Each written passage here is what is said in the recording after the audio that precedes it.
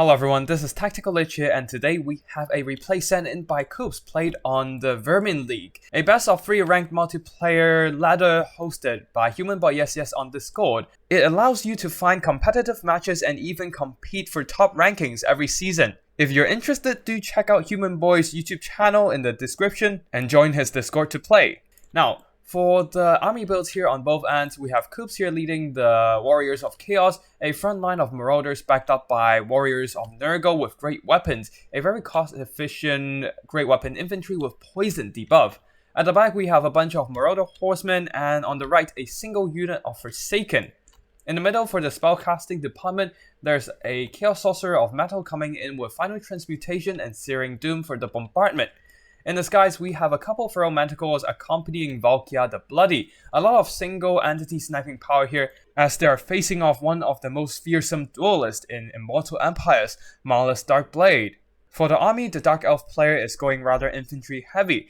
The front line is composed of a line of dressed spears. Behind them, they are supported by a sturdier backbone of TZ'ARCAN'T executioners, one of them the regiment of Renowned Blades of the Blood Queen, Witch Elves for that rampaging effect.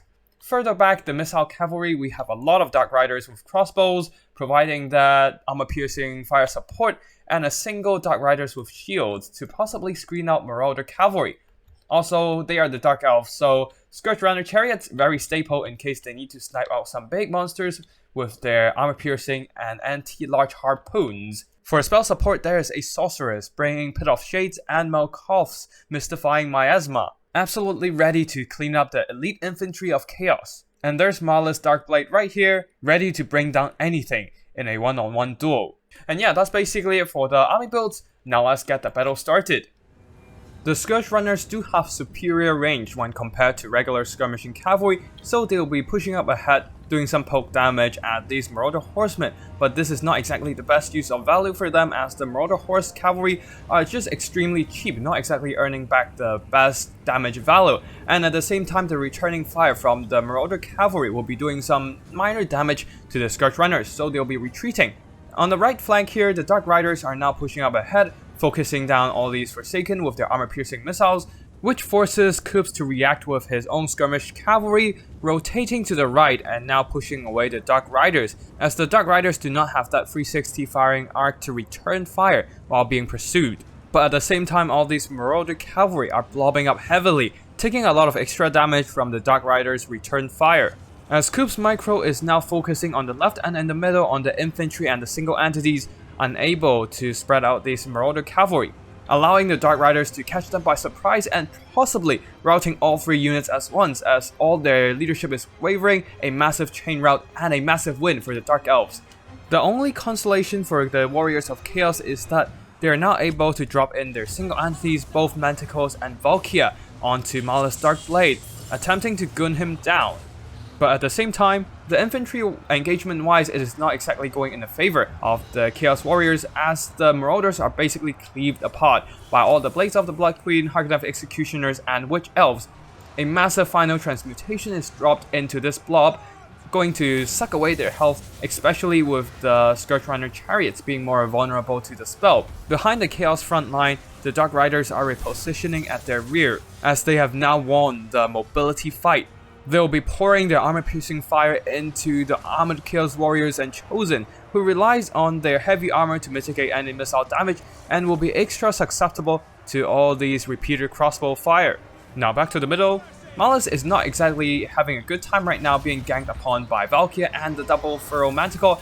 His health is rapidly dropping and he needs to transform into Tz'arkan fast. I assume the Dark Elf player is really biding their time here, waiting till the very last second before making Malus going into Morphin time. But they will be quickly regretting this decision, as Malus is now terror routed by the Feral Manticores, and there is nothing stopping Valkia and the double Manticores from chasing him down to finish him off. A massive loss for the Dark Elf army. You can see that the balance of power is already in the favor of Chaos Warriors. Still, the Dark Elves aren't exactly out of the game yet, as they do have the advantage in terms of infantry and mobility. All these Chaos Warriors and Chosen focused down by all the armor-piercing damage from the Dark Rider crossbows, the Pit of Shades, They are now on the verge of routing, taking significant damage, while the horsemen returning from rout will be quickly routed off again by the combination of Dark Riders and possibly the Hellebronite. On the other hand, Malus will be chased away by Valkia the Bloody. In a last-ditch effort to save their lord, the Shadow Sorceress dropped a Malkov's Mystifying Miasma, hoping to slow down the speed of Valkia, but unfortunately Code 1 mounts aren't exactly known for their speed. So Malus, having only 68 speed, will be easily caught up by Valkia, especially now that she is back to full speed.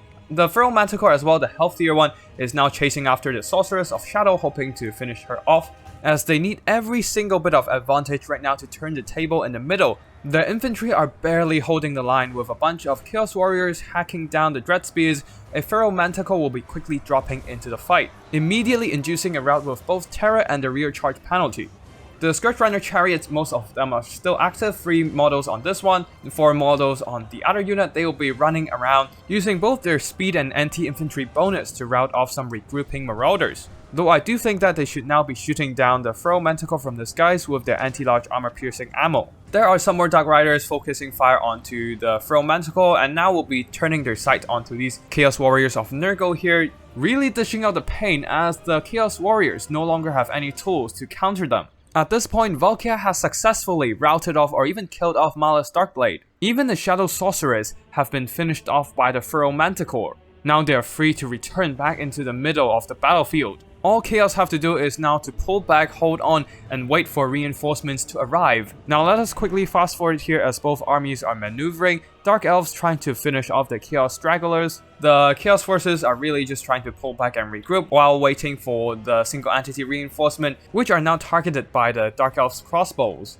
Now Valkia is back, she is diving down into combat. There's a bunch of Harkonneth Executioners charging in. They're basically the last hope of finishing all the single entities in melee combat. Dark Riders who have used up their ammo and in melee are now being routed, even got hit by a final transmutation, their health being drained. Though that does drag the spell away from the Harkonneth Executioners and help them avoid that damage. Still, being so tattered in combat and being double teamed by the Manticore and Valkia, they are on the verge of routing, especially when their weapon damage is debuffed by Valkia's Scarlet Armor. To make things worse, there are some regrouped Chaos Skirmishing Cavalry peppering them with the Javelin Fire. Despite being a non-armor piercing missile unit, they do have quite a bit of armor piercing missile strength, so the Executioners will take some decent damage. At least for the Dark Elves, the Dark Riders are now coming back for help, though that might be too late for the Executioners as they are routed by Valkia. Chaos Sorcerer jumping into a bunch of Blades of the Blood Queen, trying to blob them up for a Searing Doom bombardment, which was rather successful and did some nice damage.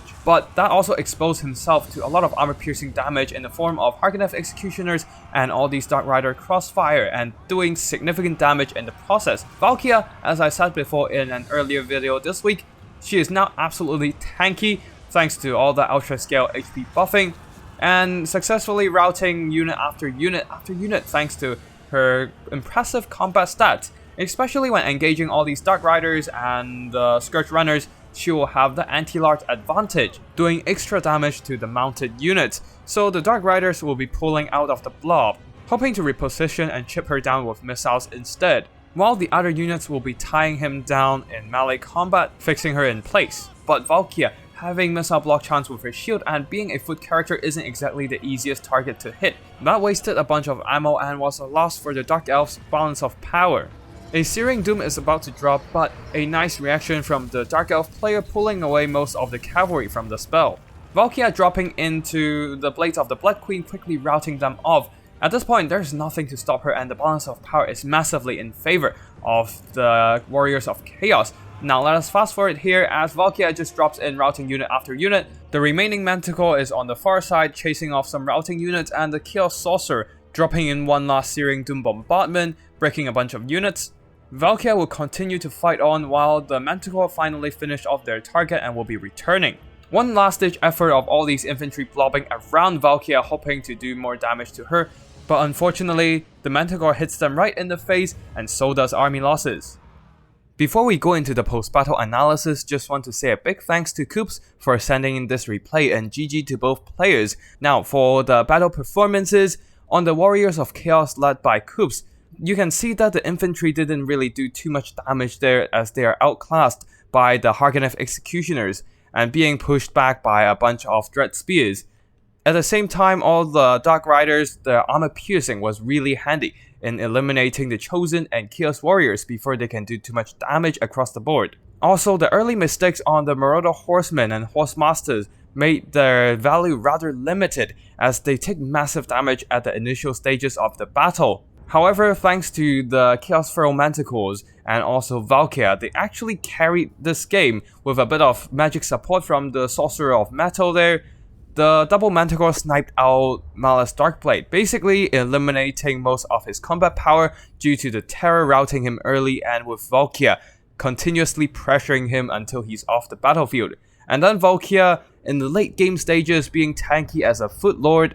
Well, not exactly Footlord since she is flying, but you get what I mean. Unmounted, high armor, high melee stats, shielded.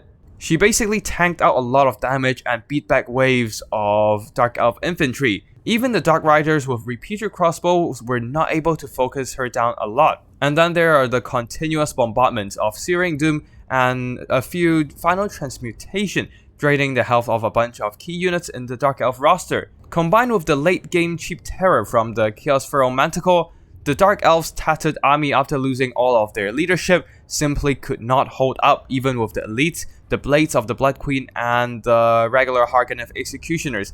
As you can see here, they can do a lot of damage with quite a few kills. One of them didn't really earn back their value, but the Blades of the Blood Queen absolutely slapping those Chaos Warriors left, right, and center.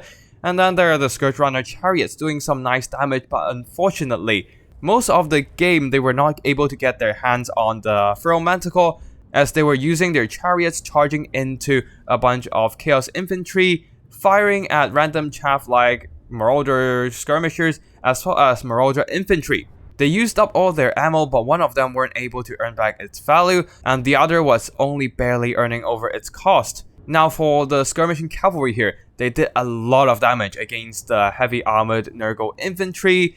Using their armor-piercing missiles, there's really nothing in this build that can stop them from dishing out the pain, especially after the Marauder Horsemasters and Horsemen being routed. As for the Dread Spears, they aren't really there for the damage dealing power, mostly for the holding. They did their job, but unfortunately with the leadership gone, they simply weren't able to do too much here, as Malus barely earning back any value, only doing some minor damage to one of the Feral Manticore and then chased off before he can transform into Tz'arkan.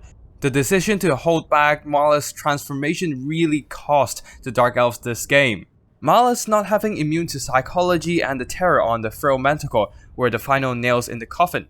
As for the Sorceress of Shadows, a big mistake there using her to chase after Malus as well as Valkyria that basically isolated the already damaged Sorceress, allowing the other Manticore to easily chase her down and finish her off in melee. That's basically it for today's battle, and I think that the biggest takeaway in this replay is that if you have an ability that is really crucial in this battle, you better use it early than late, because just like here with Malus being routed quickly by those double Manticore and Valkyria gooning him, his most important attribute, transformation into Tz'arkan, was not able to be activated, which took a heavy toll on the Dark Elf army in the late game.